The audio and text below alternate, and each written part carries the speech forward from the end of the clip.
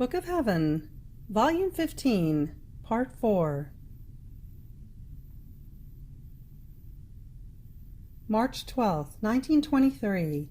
The Privation of Jesus and the Effect it Produces. How Jesus Suffered the Privation of the Divinity.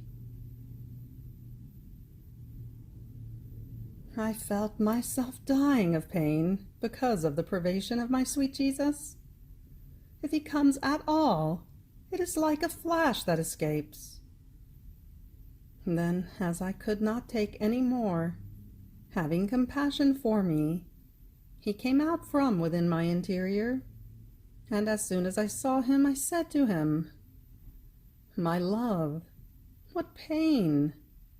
I feel I am dying without you, but dying without dying. That is the hardest of deaths. I don't know how the goodness of your heart can bear seeing me in a state of continuous death only because of you." And Jesus, "My daughter, courage. Do not lose heart too much. You are not alone in suffering this pain. I too suffered it, as well as my dear mamma. Oh, how much harder than yours. How many times in my moaning humanity, although it was inseparable from the divinity, yet, in order to give place to expiation, to pains, since these were incapable of touching it, I remained alone, and the divinity was as though apart from me. Oh, how I felt this privation! But it was necessary.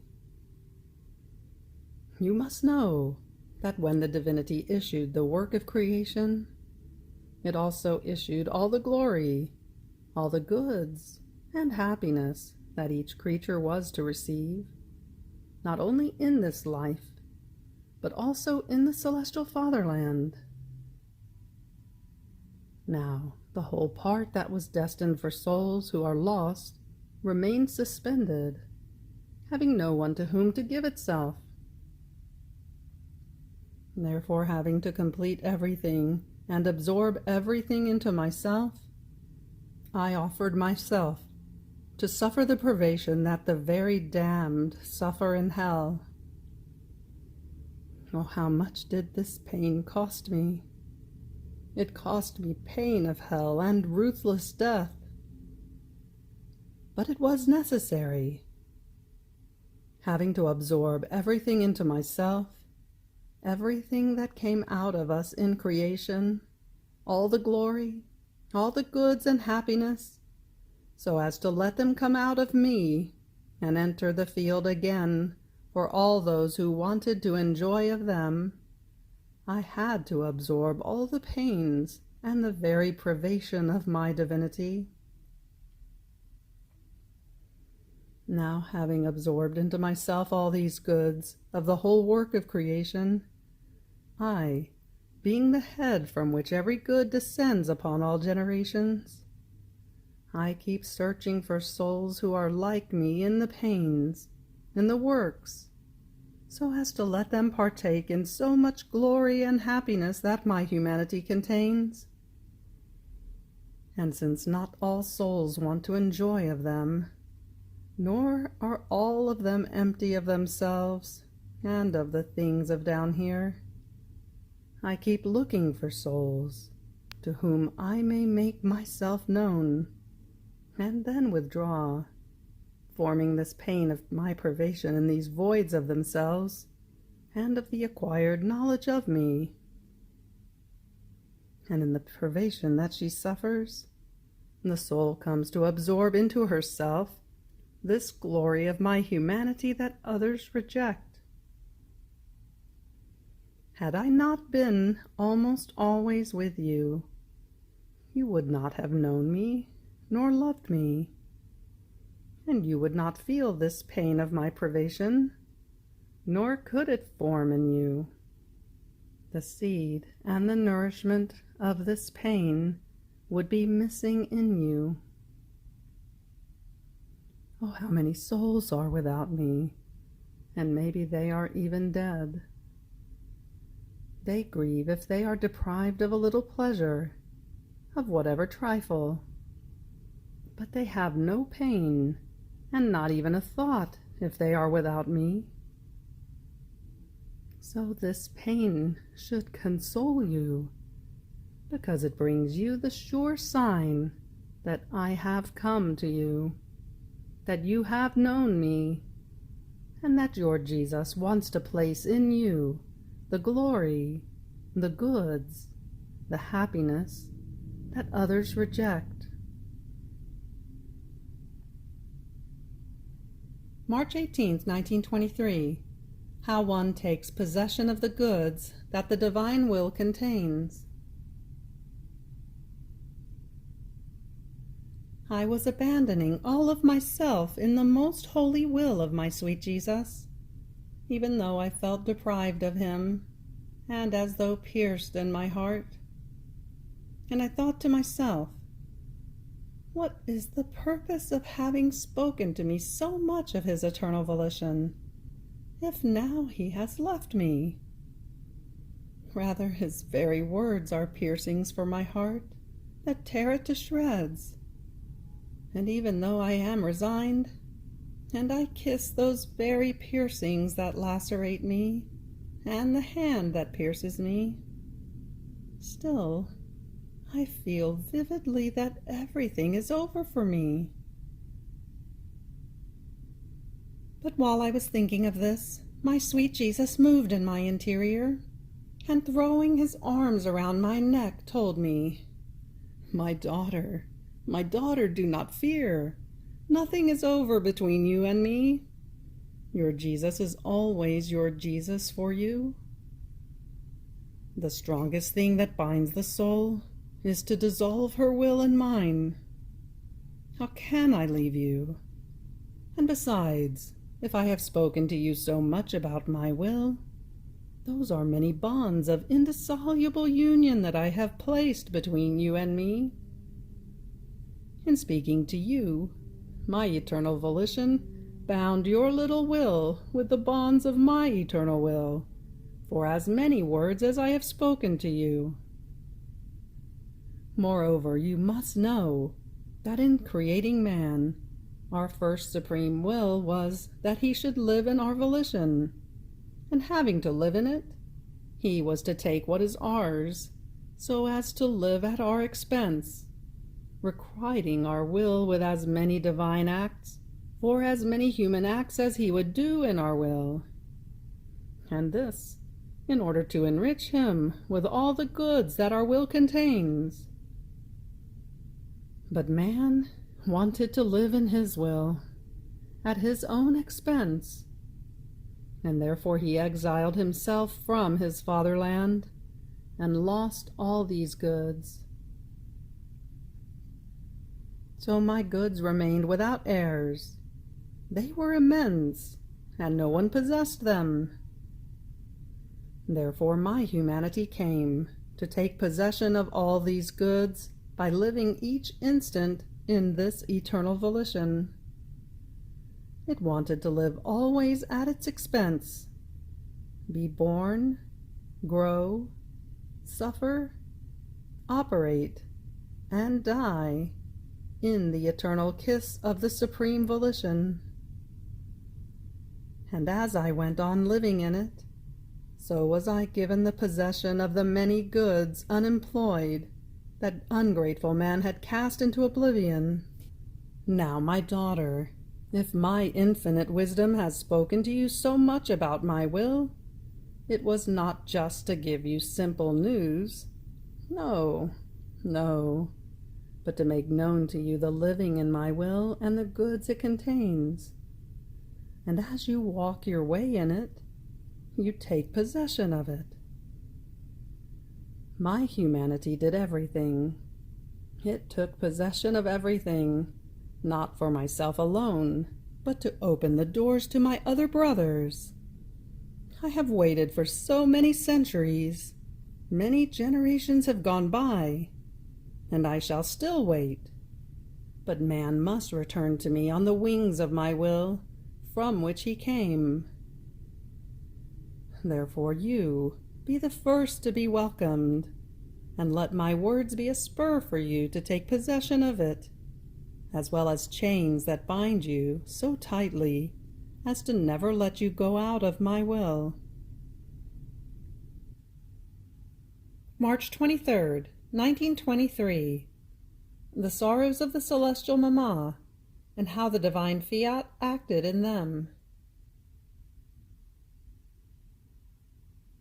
I was thinking of the sorrows of my celestial Mamma, and my lovable Jesus moving in my interior told me, "My daughter, I was the first king of sorrows, and being man and God, I had to centralize everything within me in order to have primacy over everything, even over sorrows. Those of my Mamma were nothing other than the reverberations of mine, that being reflected in her, made her share in all my sorrows, that piercing her, filled her with such bitterness and pain, that she felt herself dying at each reverberation of my sorrows. But love sustained her, and gave her life again. Therefore, not only for honor, but also by right of justice, she was the first queen of the immense sea of her sorrows." While he was saying this, I seemed to see my Mamma in front of Jesus, and everything that Jesus contained, the sorrows and the piercings of that most holy heart, were reflected in the heart of the sorrowful queen. At those reflections, many swords formed in the heart of the pierced Mamma, and these swords were marked by a fiat of light, in which she remained circumfused, in the midst of so many fiats of most refulgent light, that gave her so much glory that there are no words to narrate it. Then Jesus continued, saying, "It was not the sorrows that constituted my Mamma as queen, and made her shine with so much glory, but it was my omnipotent fiat, that was braided to her every act and sorrow, and constituted itself life of each of her sorrows. So my fiat was the first act that formed the sword, giving her the intensity of pain that it wanted. My fiat could place all the sorrows it wanted in that pierced heart, adding piercings upon piercings, pains upon pains, without a shadow of the slightest resistance. On the contrary, she felt honored that my fiat would constitute itself life of even a heartbeat of hers, and my fiat gave her complete glory and constituted her true and legitimate queen. Now, who shall be the souls in whom I can reflect the reverberations of my sorrows and of my very life? Those who shall have my fiat as life. This fiat shall make them absorb my reflections, and I shall be generous in sharing with them that which my will operates in me. Therefore in my will do I await souls, to give them the true dominion and the complete glory of each act and pain that they may suffer. The operating and suffering outside of my will I do not recognize. I could say, I have nothing to give you. What is the will that animated you in doing and suffering this? Get your reward from that one.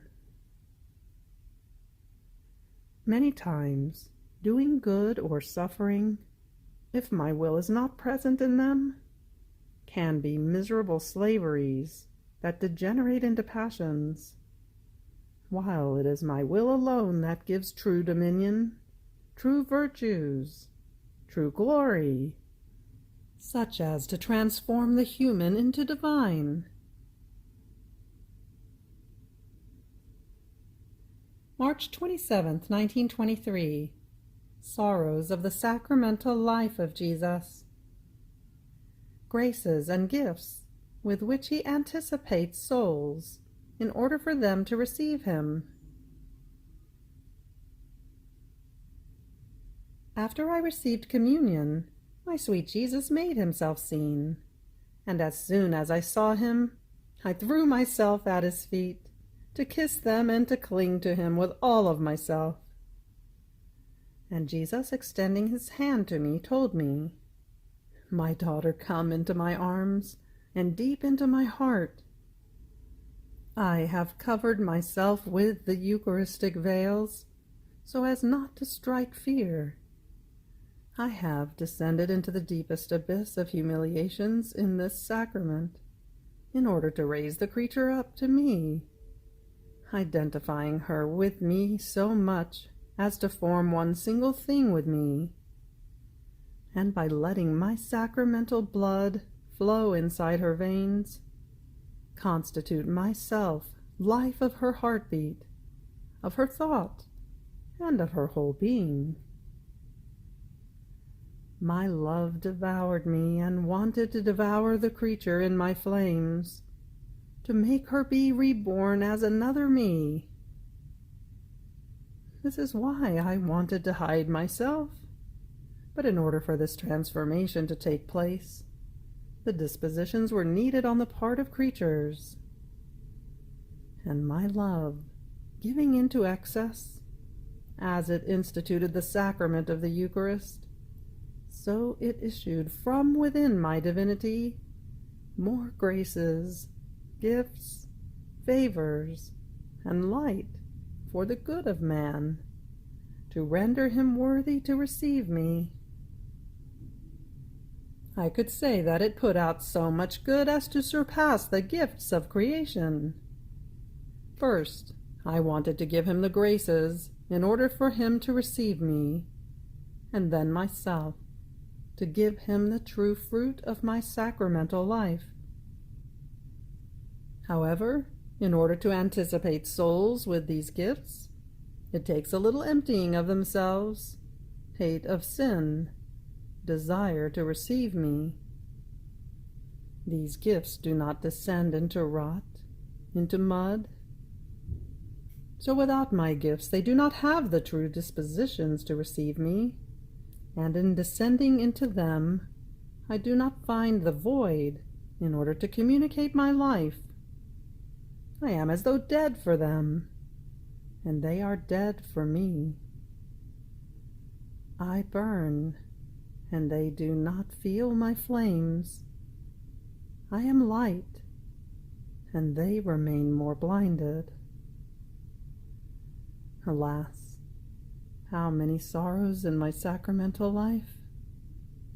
Many, for lack of dispositions, feel nothing good in receiving me, reach the point of nauseating me, and if they continue to receive me, it is to form my continuous Calvary and their eternal condemnation.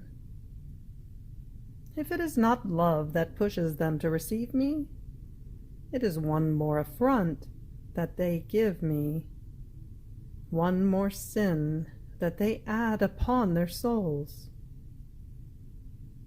Therefore pray and repair for the many abuses and sacrileges that are committed in receiving me in the sacrament. April 2nd, 1923. The divine will is seed of resurrection to grace, to sanctity, and to glory. In the divine will, there is the void of the human operating within the divine. Knowledge is the eyes of the soul. As I was in my usual state, my always lovable Jesus made himself seen, all lovable and majestic, as though enwrapped within a net of light. Light he sent forth from his eyes. Light he unleashed from his mouth. And at each of his words, at each of his heartbeats, at each movement and step of his. In sum, his humanity was an abyss of light. And Jesus, looking at me, bound me with this light, telling me, "My daughter, how much light, how much glory did my humanity have in my resurrection? Because in the course of my life on this earth, I did nothing but enclose the supreme will in each one of my acts, breaths, gazes, in everything.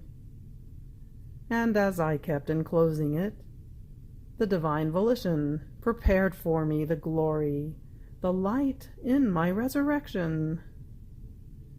And since I contain within me the immense sea of the light of my will, it is no wonder that as I look, as I speak, as I move, so much light comes out of me as to be able to give light to all.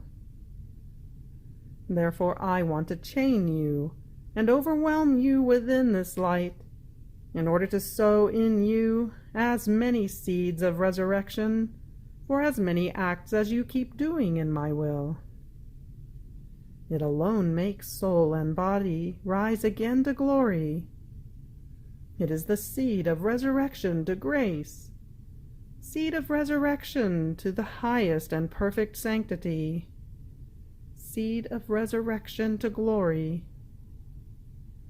So, as the soul emits her acts in my will, she keeps binding new divine light, because my will is light by nature, and the one who lives in it has the virtue of transmuting thoughts, words, works, and everything she does into light. Then afterwards I was saying to my sweet Jesus, I pray in your will, so that my word, multiplying in it, may have a word of prayer, of praise, of blessing, of love, of reparation, for each word of each creature. I would want my voice, rising between heaven and earth, to absorb all human voices into itself, in order to give them back to you as homage and glory, according to the way you would want the creature to make use of the word. Now, while I was saying this, my lovable Jesus placed his mouth close to mine, and blowing, with his breath absorbed by my breath, my voice, my breathing into his, and as he put it as though on the way in his will, it went through each human word, and changed the words, the voices, according to what I had said. And as it went through them, so did they rise up high, to do the office of all human voices before God, in the name of all. I remained amazed, and remembering that Jesus no longer speaks to me so often about his will, I said to him, "Tell me, my love, why do you no longer speak to me so often about your will? Is it perhaps that I have not been attentive to your lessons, and faithful in putting your teachings into practice?"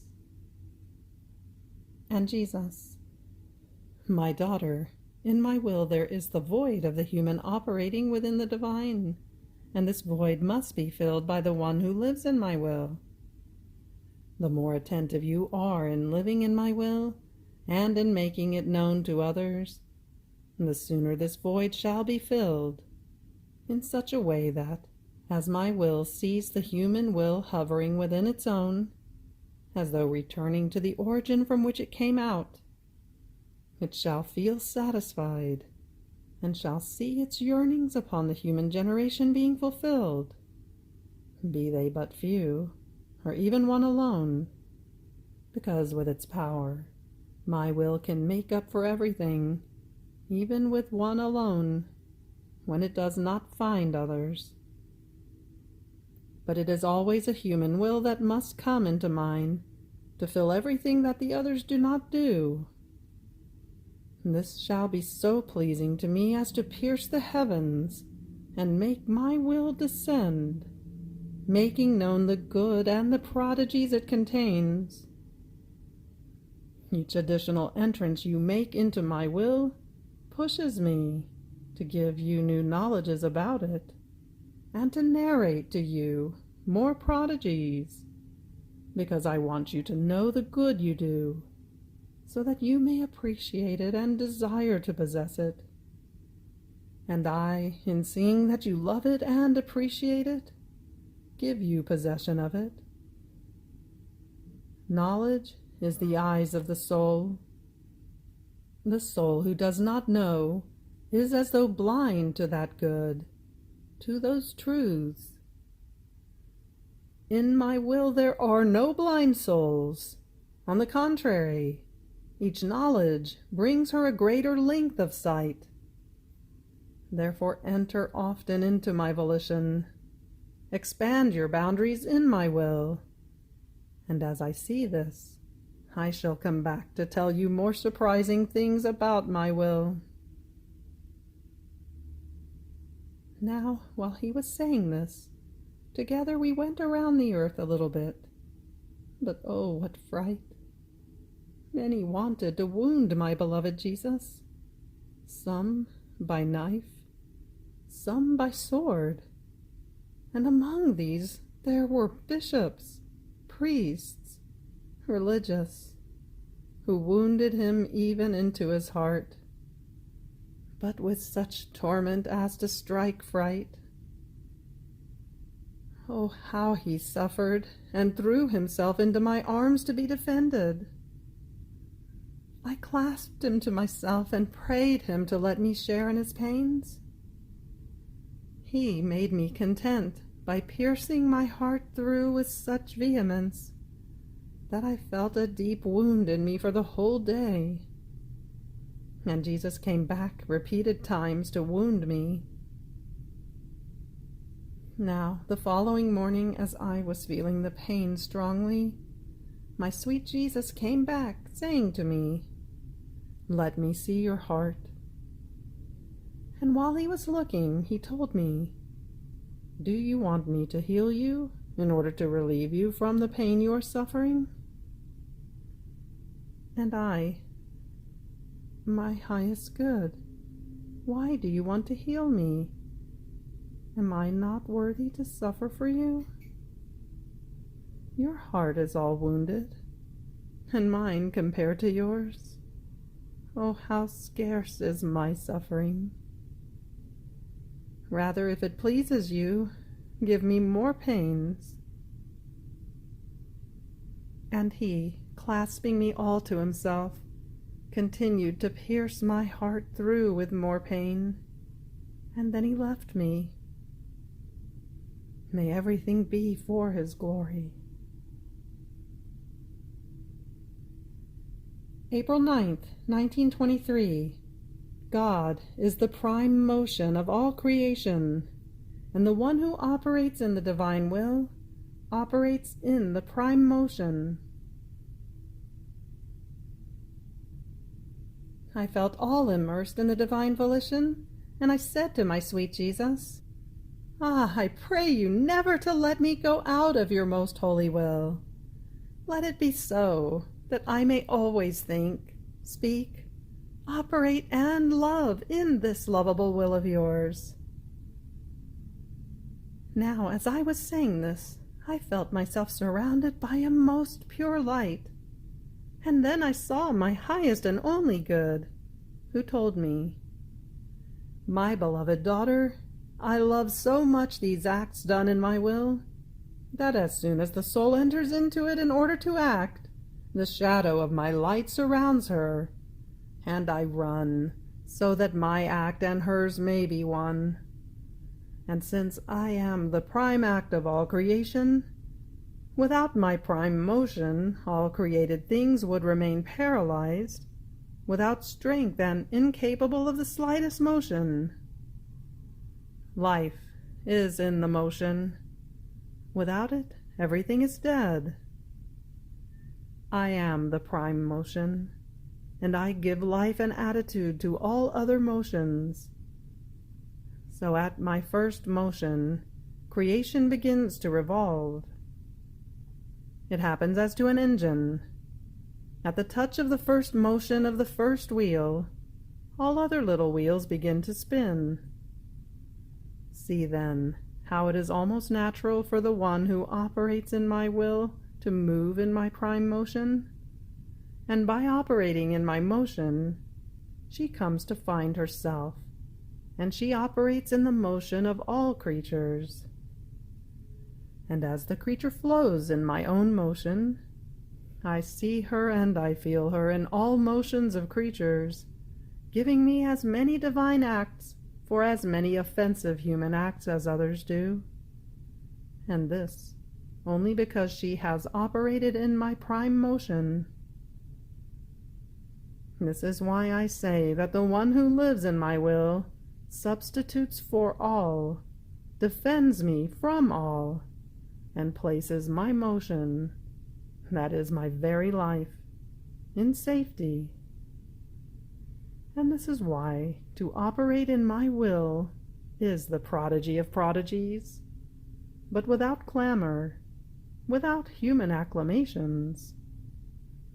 It is my true triumph over all creation, and since it is a triumph fully divine, what is human remains silent, and has no equivalent words with which to acclaim the triumph of my supreme will. You have reached the end of the Book of Heaven, Volume 15, Part 4. Fiat.